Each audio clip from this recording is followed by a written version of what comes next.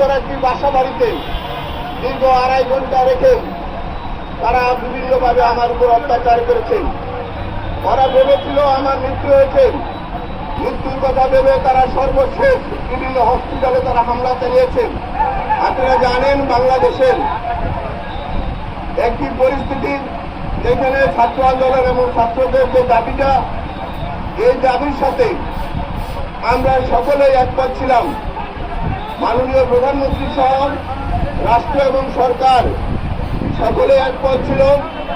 কিন্তু অত্যন্ত দুঃখের বিষয়, যারা কিছু কিছু স্বার্থপরী লোক আছেন, তাদের স্বার্থের কারণে আজকে আমাদের সন্তানদেরকে রাজপথে আনতে বাধ্য করা হয়েছে এবং সন্তানদেরকে সামনে দিয়ে একটি রাজনৈতিক মহল তাদের স্বার্থ হাসিল করার জন্য তারা এই সাধারণ মানুষের উপরে আজকে যেভাবে আতঙ্কিতভাবে মানুষের জানমালের উপরে যে ধরনের ক্ষতি করছে।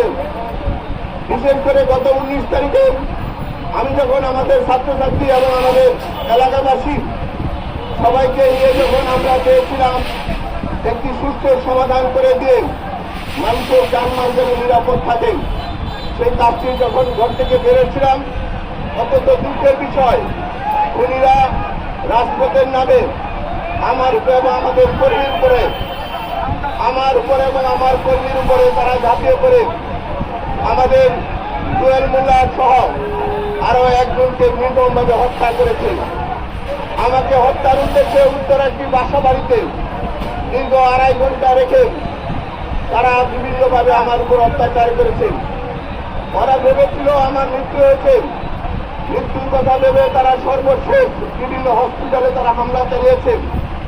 যেহেতু আমাকে মাননীয় প্রধানমন্ত্রীর সার্বিক সহযোগিতা এবং দোয়ায় আমি উদ্ধার হয়েছি, পরবর্তীতে উন্নত চিকিৎসার জন্য যেহেতু আমার মাথায় আঘাত করা হয়েছে, আমার মাথায় আমি গুলিবিদ্ধ অবস্থায় ছিলাম, মাননীয় প্রধানমন্ত্রীর সহযোগিতায় এবং ডাক্তারদের পরামর্শে আমি দেশের বাইরে চিকিৎসার জন্য চলে যাই এবং আজকে আমি চিকিৎসা শেষে দেশে আছি।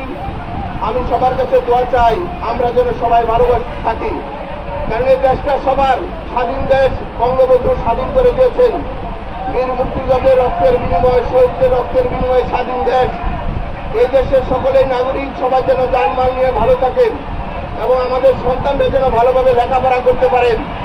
দুর্নীতিবাজরা যেন কোনোভাবে রাষ্ট্রের মধ্যে আশ্রয় প্রশ্রয় না পায়। সেজন্য যেহেতু আমি এখন অসুস্থ, আমার মাকে আপনারা জানেন এই গাজীপুরের মানুষ লক্ষ লক্ষ মানুষ ঘর বানিয়েছে। আমার মাকে হত্যার জন্য দিনে এবং রাত্রে আমার বাসায় আগুন দিয়েছেন এবং আমার বাসাটা তছনছ করেছেন।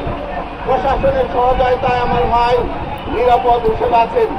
যেহেতু আমি এখন অসুস্থ, আমি সকল কথা সঠিকভাবে বলতে পারছি না, সেই হিসেবে সবার কাছে সহযোগিতা চাই। রাজনীতিরা রাজনীতি করুক, যারা দেশ চালাবে তারা যেন সুষ্ঠুভাবে চালাতে পারেন। কোনো দুর্নীতিবাজ, কোনো অনিয়ম, কোনো খুনিরা যেন কোনোভাবে আশ্রয় প্রশ্রয় না পায়। প্রশাসনের কিছু গাপটি মেরে থাকা দুর্নীতিবাজ কর্মকর্তারা আজকে মাননীয় প্রধানমন্ত্রীকে প্রশ্নবিদ্ধ করছেন।